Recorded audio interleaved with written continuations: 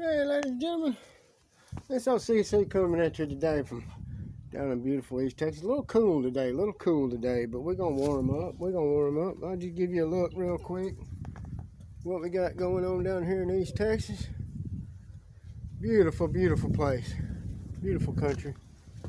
Yeah, if it wasn't for all the corruption that was making it look just disgusting, just nasty and disgusting. You know what I mean? I'm not here going to be talking about too much stuff today. I was told that I absolutely have to stop doing what I'm doing and informing y'all. But they said I could inform this. And this is going to be my last transmission for a little while because it's possibly interfering with my case. So, you guys, it's going to be up to you. I'm fixing to show you how to do this. You go, and now everybody's telling me nobody has no money to hire private investigators. Well, I was told this.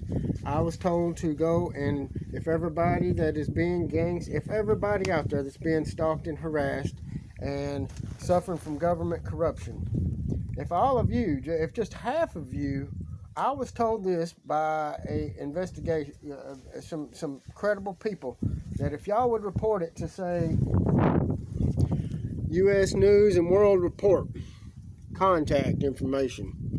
Look at here. Contact submitted. Thank you. Your comment has been submitted successfully. Submit another comment. See, I just placed a inquiry myself. It's just real simple. And I just placed one, and if you guys who are having your civil rights violated were to speak out and say, listen, my civil rights, I feel that my civil rights are being violated due to corruption in the local government law enforcement system. I'm not sure exactly, but this is what's going on. And just tell them the basic information about harassments and stalking and what you feel may have caused your problem. And you know, give credible information, and don't get too crazy on the neural dust and all that stuff, because they're gonna think you crazy. And there's a bunch of people out there that do that stuff on purpose because they're working for the enemy. You know what I mean? They're working for the ones that are trying to make it out to be not credible. So there's a lot of people out there suffering from psychosis. I think that most of them are on the other side of the fence.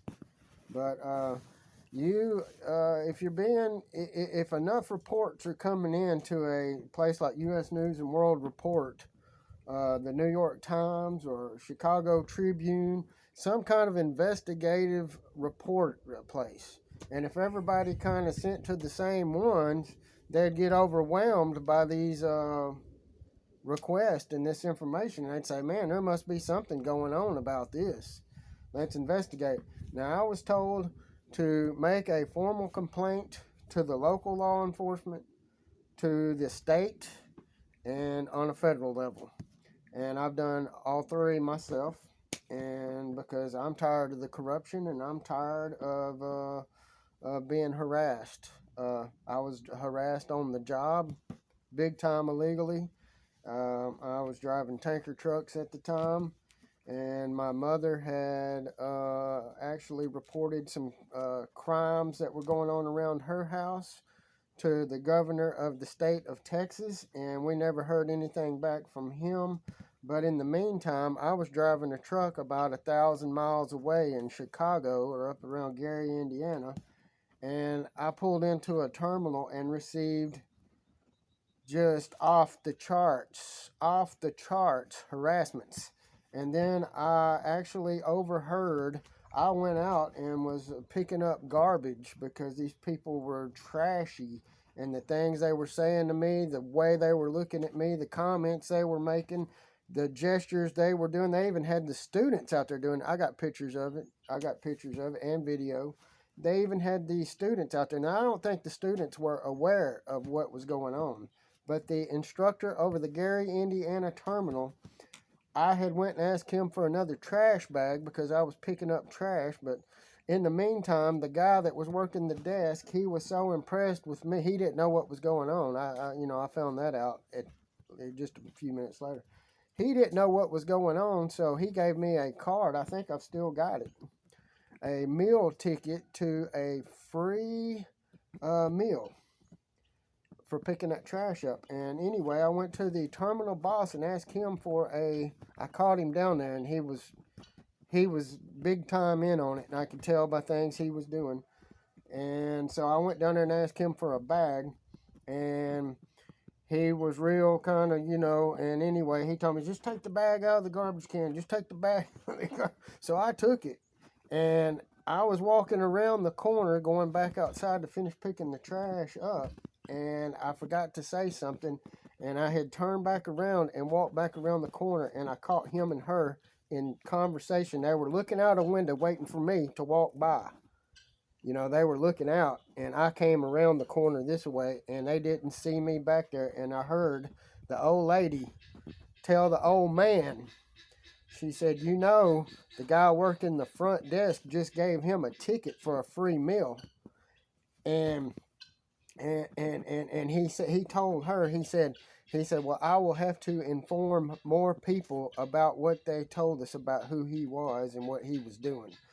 And there was some law enforcement types in the terminal that didn't have on truck driving attire or the company's attire at all. And if I would have known back then what I know now, I would have pressed civil lawsuit charges against that company and these idiots that are caught in this, and I'm still working on doing that. And so they may still have a major lawsuit, and then we're going to get them on the stand and see what they was told. Ladies and gentlemen, I'm here to tell you that you got to stand up to these people or they'll push you around, and you're not a communist, and you're not, as a matter of fact, you are a patriot for standing up for justice and trying to get this stuff taken care of. This is corruption, this is illegal, and it needs to be taken care of. Now I'm going to show you real quick what I'm talking about down here. You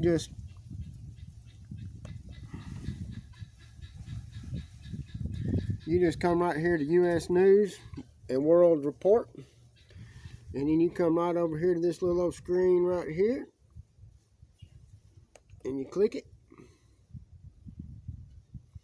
and you're going to have on there contact right there. You hit that,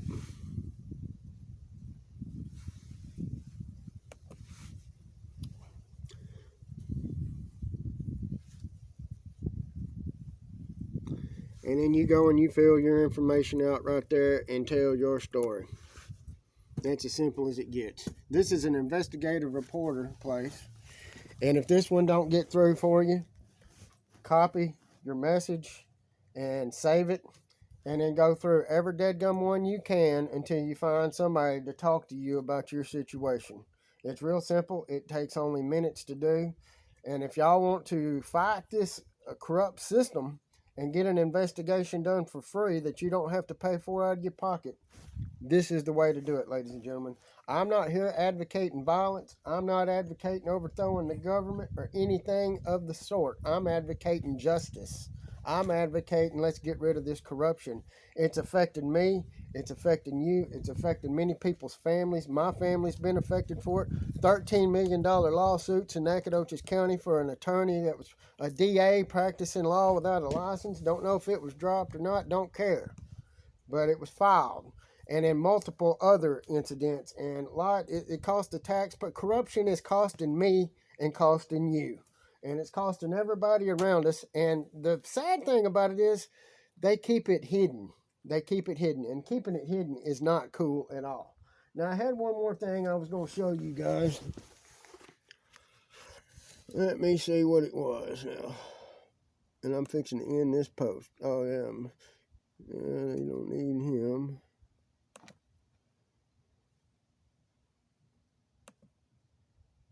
Oh, don't need him. Oh, yeah. 7 steps to conducting fraud investigation. All right, any kind of investigation, fraud, corruption, you need to receive and react to an allegation. Okay, so this is what an investigator does: establish an investigative team, conduct a preliminary assessment, preserve and collect evidence, analyze financial, business, and electronic records, conduct interviews, report the findings. You know, ladies and gentlemen, some people have even intercepted communications. Communicated on certain frequencies. There's been all kinds of things. I mean, ladies and gentlemen, the amount of evidence is astronomical. But anyway, I can't talk about that. This is my last video that I will be making for a while, and I ain't even supposed to be doing it. But this is corruption.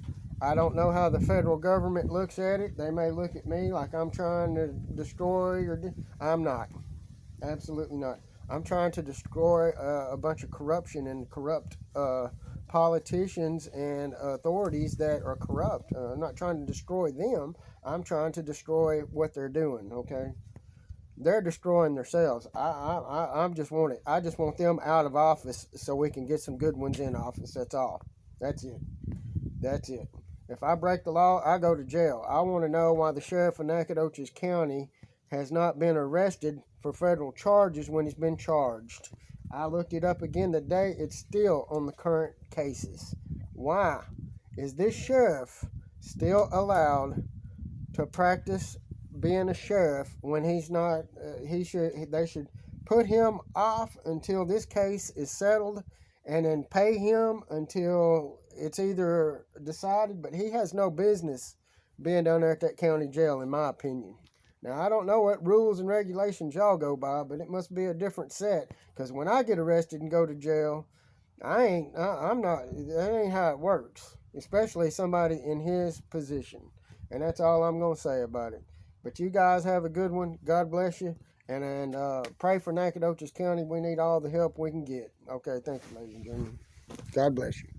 This is a beautiful day in Texas.